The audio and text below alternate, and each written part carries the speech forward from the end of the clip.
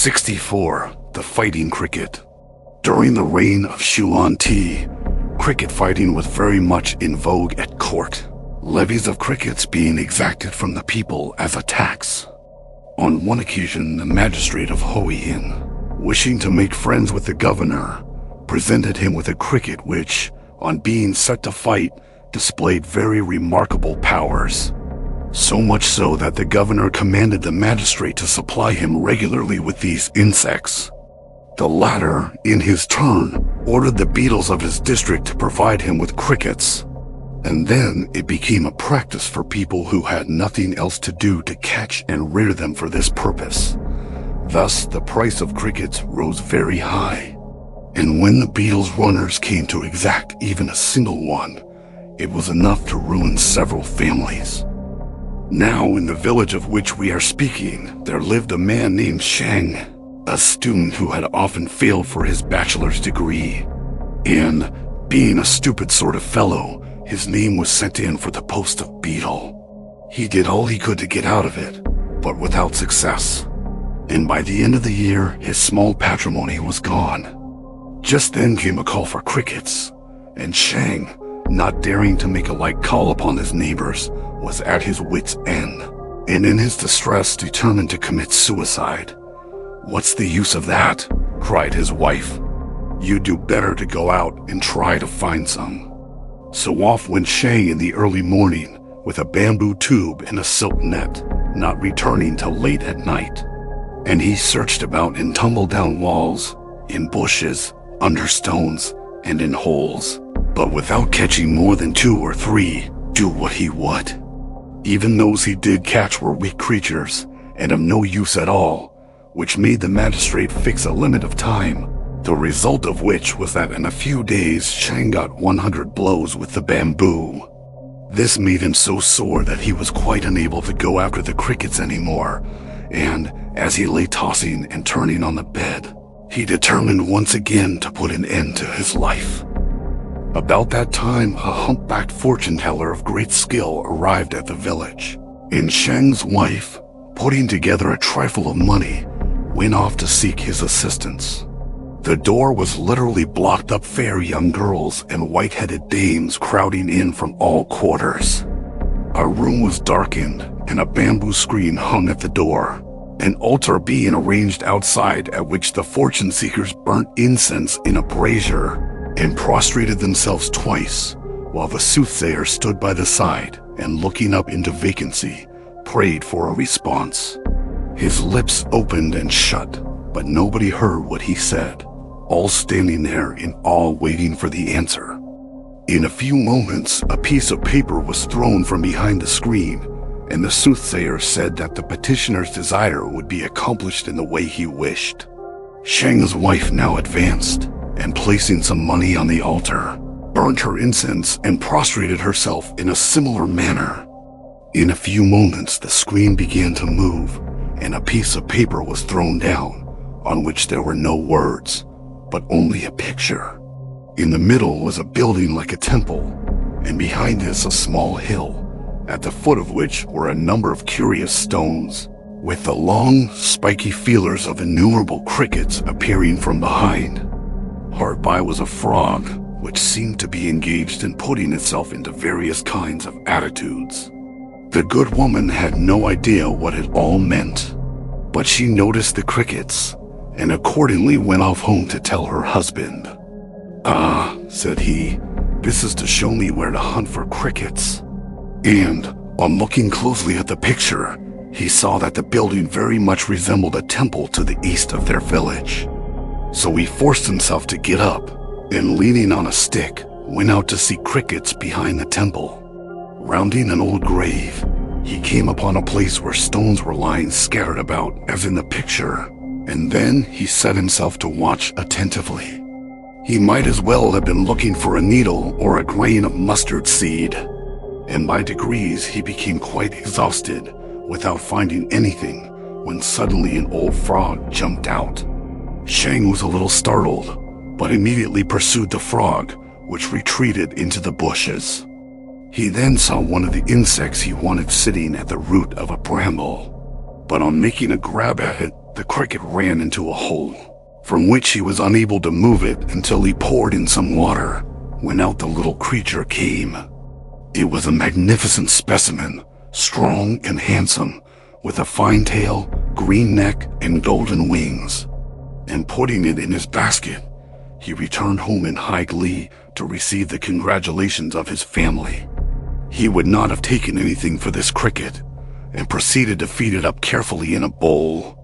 Its belly was the color of a crab's, its back that of a sweet chestnut. And Shang tended it most lovingly, waiting for the time when the magistrate should call upon him for a cricket. Meanwhile, a son of Shang's, aged 9, one day took the opportunity of his father being out to open the bowl. Instantaneously, the cricket made a spring forward and was gone, and all efforts to catch it again were unavailing. At length, the boy made a grab at it with his hand, but only succeeded in seizing one of its legs, which thereupon broke, and the little creature soon afterwards died. Shang's wife turned deadly pale when her son, with tears in his eyes, told her what had happened. "Oh, won't you catch it when your father comes home?" said she.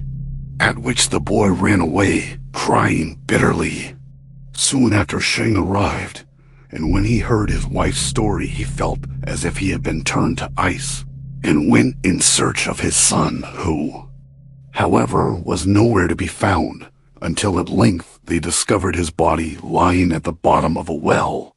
Their anger was thus turned to grief, and death seemed as though it would be a pleasant relief to them as they sat facing each other in silence in their thatched and smokeless hut. At evening they prepared to bury the boy, but on touching the body, lo, he was still breathing.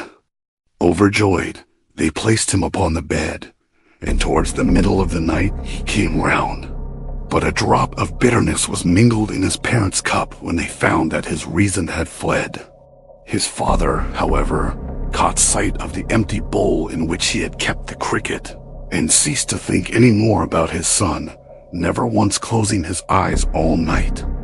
And as day gradually broke, there he lay stiff and stark, until suddenly he heard the chirping of a cricket outside the house door.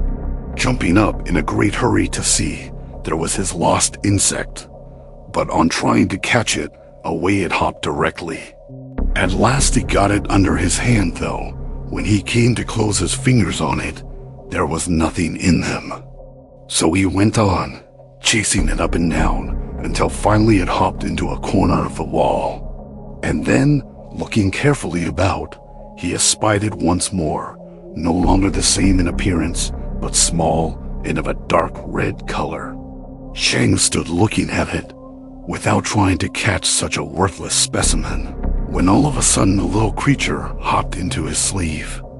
And on examining it more nearly, he saw that it really was a handsome insect, with well-formed head and neck, and forthwith took it indoors. He was now anxious to try its prowess. And it so happened that a young fellow of the village, who had a fine cricket which used to win every bout it fought, and was so valuable to him that he wanted a high price for it, called on Shang that very day.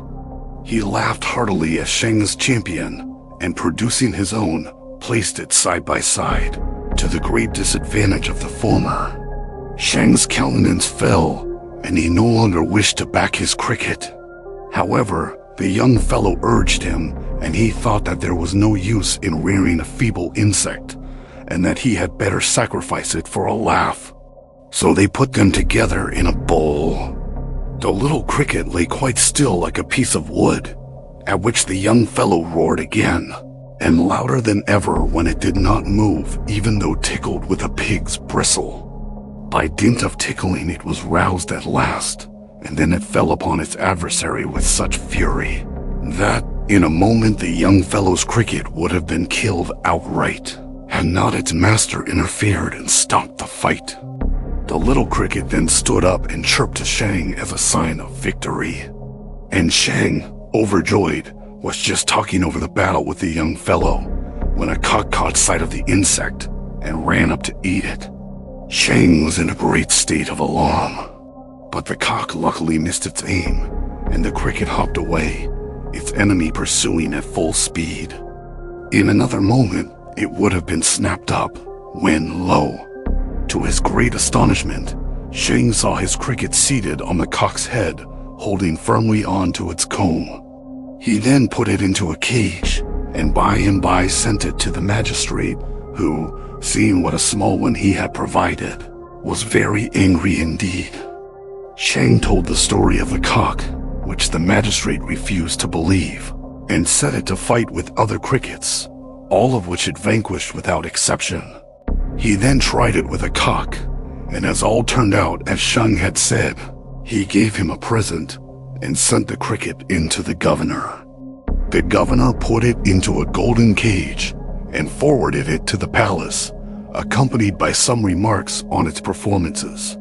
And when there, it was found that of all the splendid collection of His Imperial Majesty, not one was worthy to be placed alongside of this one. It would dance in time to music, and thus became a great favorite, the emperor in return bestowing magnificent gifts of horses and silks upon the governor.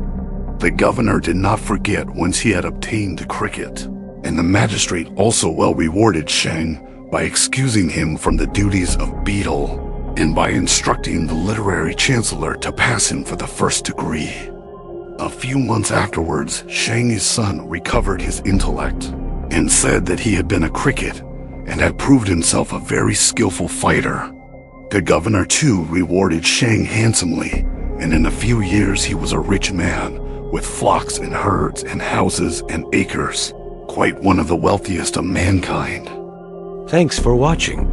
Please like the video and subscribe to the channel for more excellent content.